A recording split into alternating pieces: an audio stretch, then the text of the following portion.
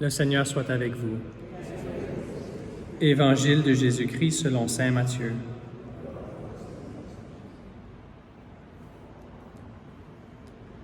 En ce temps-là, Jésus, arrivé dans la région de Césarée de Philippe, demandait à ses disciples, « Au dire des gens, qui est le Fils de l'homme? » Ils répondirent, « Pour les uns, Jean le Baptiste, pour d'autres, Élie, pour d'autres encore, Jérémie ou l'un des prophètes. » Jésus leur demanda, « Et vous, que dites-vous?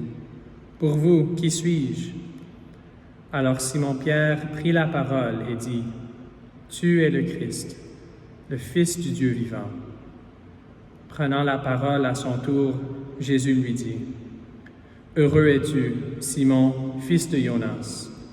Ce n'est pas la chair et le sang qui t'ont révélé cela, mais mon Père qui est aux cieux. Et moi, je te le déclare, tu es Pierre, et sur cette pierre, je bâtirai mon Église, et la puissance de la mort ne l'emportera pas sur elle.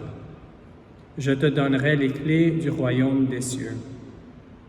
Tout ce que tu auras lié sur la terre sera lié dans les cieux, et tout ce que tu auras délié sur la terre sera délié dans les cieux. » Alors il ordonna aux disciples de ne dire à personne que c'était lui le Christ. À partir de ce moment, Jésus commença à montrer à ses disciples qu'il lui fallait partir pour Jérusalem, souffrir beaucoup de la part des anciens, des grands prêtres et des scribes, être tué et le troisième jour ressuscité. Pierre, le prenant à part, se mit à lui faire de vifs reproches. « Dieu t'en garde, Seigneur, cela ne t'arrivera pas. » Mais lui, se retournant, dit à Pierre, « Passe derrière moi, Satan. Tu es pour moi une occasion de chute. Tes pensées ne sont pas celles de Dieu, mais celles des hommes. » Acclamons la parole de Dieu.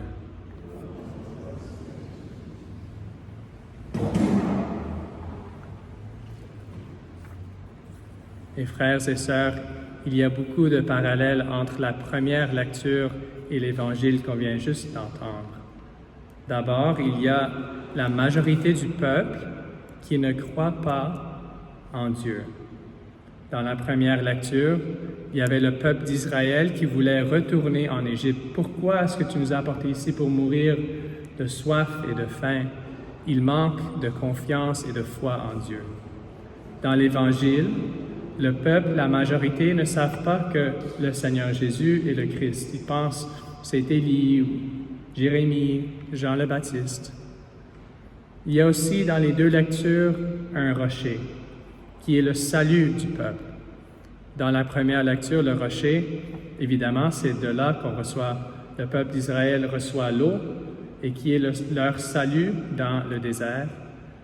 Dans l'Évangile qu'on vient d'entendre, c'est Pierre et sa foi qui forment la fondation de l'Église, qui est le salut des hommes. Finalement, la troisième ressemblance entre les deux lectures, c'est qu'il y a un homme choisi qui a de la foi, mais qui est imparfait.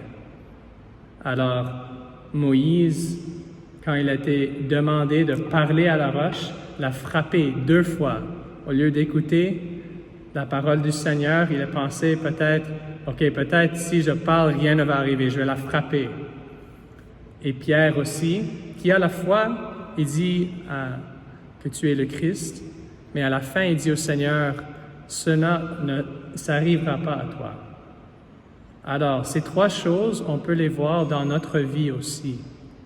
Nous, même si on vient d'une famille très pieuse, on a beaucoup d'amis qui vont à l'Église, quand même, on vit dans une société, parmi des amis de la famille, où est-ce qu'il y a beaucoup de personnes qui n'ont pas de la foi, n'ont pas la foi en Christ. Et nous avons été choisis, pas par nos mérites, mais par la grâce de Dieu, et notre foi est imparfaite. On a les grands désirs, on veut suivre le Seigneur n'importe où, mais quand il y a du trouble, la souffrance, on tombe. comme Pierre et Moïse. Mais la bonne chose pour nous, le rocher, la pierre, c'est le Sacré-Cœur de Jésus. Le Sacré-Cœur de Jésus, c'est de là que jaillit l'eau de la vie éternelle. Le sang et l'eau qui nous purifient. C'est de ce rocher que nous allons avoir le salut.